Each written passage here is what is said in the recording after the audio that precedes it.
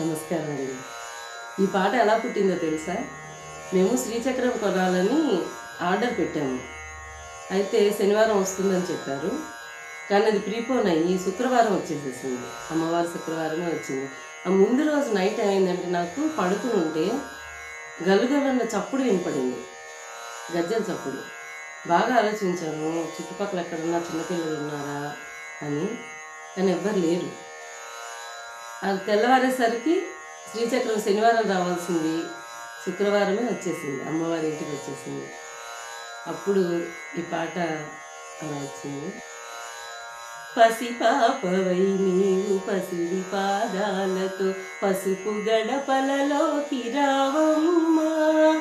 పసిపాపవై నీవు పసిడి పాదాలతో పసుపు గడపలలోకి రావమ్మా. రంగారు బంగారు కాంతులీనుచు నీవు మా ఇంట కొలువుండరావమ్మా.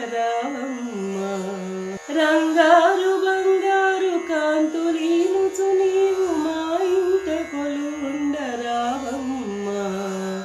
బాలాగ్నికాయను పిలచినంతనే నీవు గల్లు గల్లున ఇంట నడయాడేవు. బాలా